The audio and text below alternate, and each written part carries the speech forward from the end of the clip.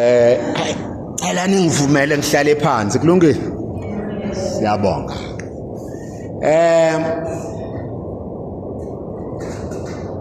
Imvamisa siyayithanda izinto ezintsha. Mhlambe ke kuhle imoto entsha, ingubo entsha, umuzi omusha.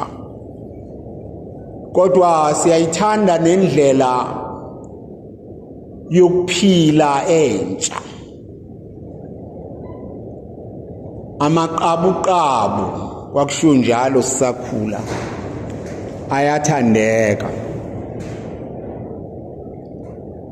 Okusha kuyakhanga. Sivamile ukuthi hawu sibone lapha sekwenziwa kanje nathi asenze kanjalo.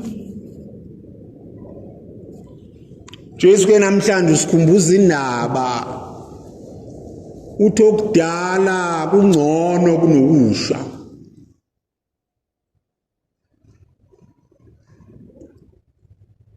Ngoba yini okudala kungcono kunokusha? Ingoba sekuye kwahlolwa kwabonakala ukuthi kuyasebenza. Okusha ngaba kuhle, kodwa kusamele sidlule kulesigaba sokuhlola okungenzeka ukuthi makukubi silimale. Ngazi noma sihambisana yini. Ngoba into enje siyazi. Singena kuyona siyazi kufana noma uhamba endaweni thina esasilusa sisebancane. Mina ngangihlakaniphileke noma ngangisigebengu mhlamba ngasho ngangihlakaniphile. Ngangiyugala kanjani amasendaweni esingayijwayele ngangivama uba ngasemva. Hayi kodwa emva kakhulu futhi ufuna ukuqhama ngemva kushaya mina. Ngangiba lama maphakathi ukuze mazi bashaya ngaphambili ngikwazi ukusheshe kuhlehle ngemva, mazi bashaya ngemva ngikwazi ukugijima ngiye phambili. Kodwa indawo esingakaze sinyathele inobungozi ngoba sazi noma iyabisha noma iqinile na. Kodwa ke izinto ezintsha siyazikhanga. uJesu ke namhlanje uthi kuthina okudala kungcono kunokusha. Ngoba okusha kunengozi yokuqashula, kudabule, kuchithe konke, sisale singenalutho, sisale ngolimi lwezingane zamanje kwathina siyilutho. Singamagobongo nje. Isihlahla sesidliwe umhlwa esesilinde inkomo ezacile nje uthi izoyinwaya kusona bese siwabhu siye phansi. Nasemhlanganweni ke mthandazo wami ziyafika izinto ezintsha, zinhle ziyakhanga. Sizithathe sigijime nazo kakunankinga. Kodwa ke njengoba umthandazo ushilo wokuvula inkonzo, ukuthatha izinto ezintsha akusho ukuthi asibe sesilahla ezindala ezabasebenzela uqalwa lomhlangano ngo1890 bani eintabeni zako Sentokhawu, hayi okhulu bethu kodwa okhokho bethu. Lezi ezintsha sifane nendlu uma siyi-extenda. Asingadilizi indlu endala sakhentsha. Kodwa si-extende, angithi ubona ulula indlu evele ikhona noma ulungise. Ungayidilize endala. Izini ke ezizakhiwo emhlanganweni wenhliziyo ekumele singayidilizi. Ngithe angazi noma unthumelele yini umphathi ukuthi anophathi izakhiwo ngoba ngizokhuluma lezi zinto ngiloko nginitshela kuma page bani bese niyani untshenile asiphumeke izakhiwo. Angazi ke nisenisa sibimbe ngabona zifanele lento zenu zishintshwa njalo. Angazi noma kwakhiwa ibhizinisi endlini lokho ngithenga. Iziphe nisiphethe nikhombisa buka ke lo phethe lesi. Wena uphethe engathi wena wedwa kophethe lesi. Ubani ophethe nje Nawu awuveze ngaphambili. Mama ucala. Sesihlebukile ngiboni ke sinjani isithombe. Kodwa abanye ngibona baphethe lesi. Isidala kakhulu ke lesi. Ngicela ke usebenzisa lesi. Abangabona amakhasime ngafani bobuza kulaba ke abaphethe lesi ngoba kuthiwa isona esikhona manje ngisiphathile nalesi sidala. Hayi cha lesi sidala kakhulu cha nginaso kwasona mina. Mhlambe sikhona emabhokisini ami incwadi la sikho. Into yokuqala igugu emhlanje wenhliziyo kaJesu. Ileza zithembiso ezenziwa uJesu mhla evela kubani konje? Kubani? Maria Margaret bayazi abambalwa sisho sonke ngathi siyazi manje kubani? KuMaria bese sithi ocwebule egcineni asishoni ke.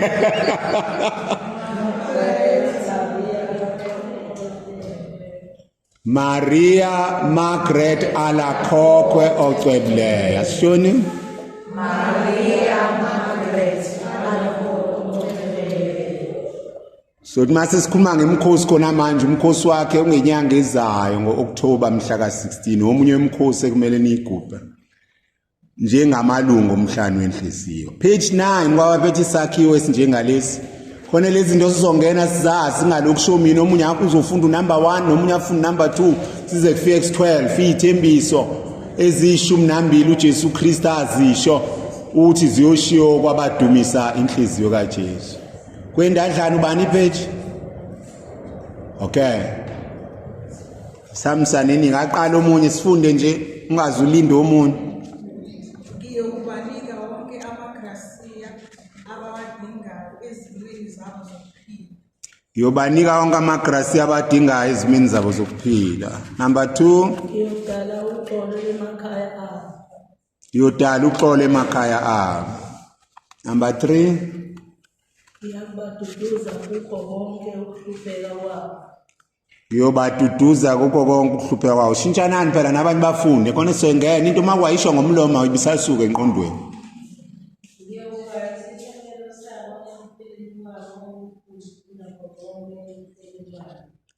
Ngiyoba isiphephelo sabo ekusweleni kwabo okukhulu.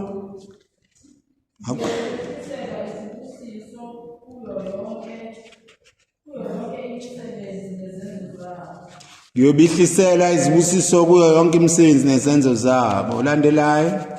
Izoni ziyothola umthombo nolwazi nesinye esingakhawuli enhliziyweni yami. Izoni ziyothola umthombo olwazi nesiye esingakhawukiyo emseni wami. Igebengu lezi zinhluphayo namaphara nezingane zene ezihluphayo. Olandelayo.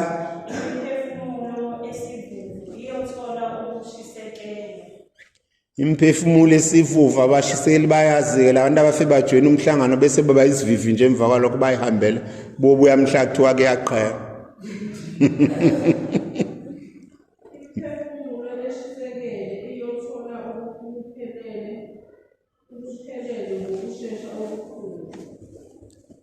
Imphefumulo eshosekele yes abantu abafuna ukulunga bothola bethuthuka ekucwebeni kwabo.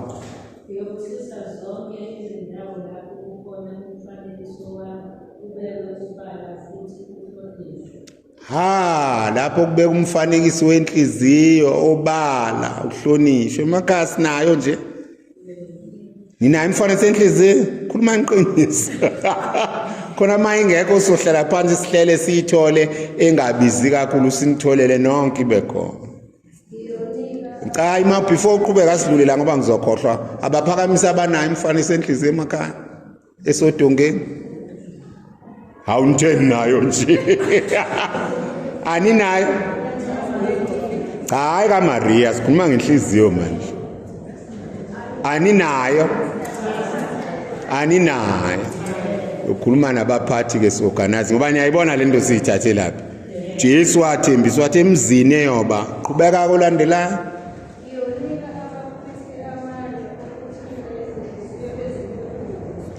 Babona manidumisa inhliziyo ngalapho kuphampeka thina ngala. Niyayizwa indaba? mani ngayidumisi ngala siyaphatsha ngala. Ngiyabona kubugebengu bami njengoba ngihamba ngenza amahora nje nami ngifuna ukuphamba. Asiqhubekeni. Ukulandelayo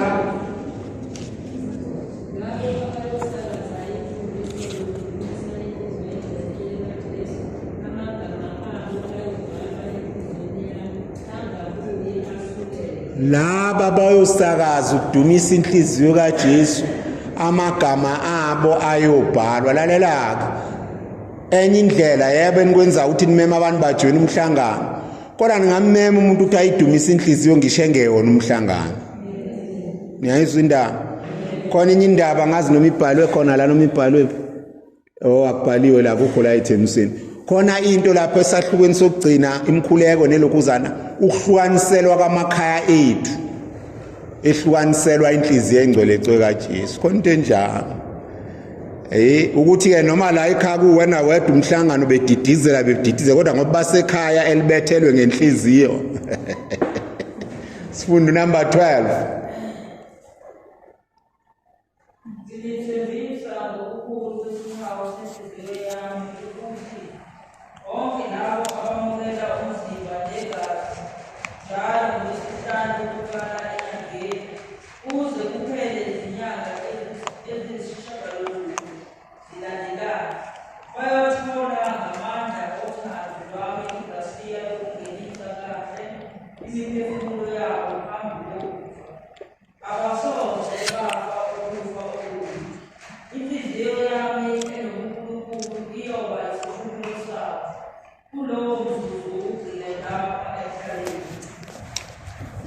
Niyezwa-ke indaba yolesihlanu lokuqala yebo ke bathi lapha kuze kube ka9 onyakeni kulandelana isimo sethu siyasazi.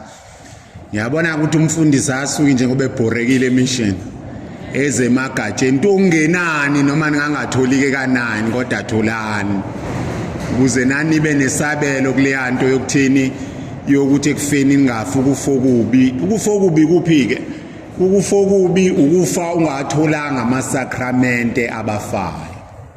Ukukwamukela iCommunion, ukuvuma ukuphelela izono zakho kanye nomgcobo wabagulayo. Kufokubi ke lo akushiya ukuthi ngeke ufe ngengozi noma ngeke ufe ngesibhamu noma ngeke ufe ngani. Kodwa yiloko eBhayibhelini nizwe laba bashumayela kakhulu bethi inkosi mangingafi ngikude nawe. Niyayizwa indaba? Angithi abanye bethu sibuye futhi sithathe ama break la ekholweni ke siye ku recess. Hayi ake ngiphumule kade ngangihamba. So kufokuhle ukuthi ungafi ku recess. Hayibani? Bese kunwaya ikhanda mawusushonile sekwenziwa isikale kwali sekuthiwa sisale sesifihla ihlazo.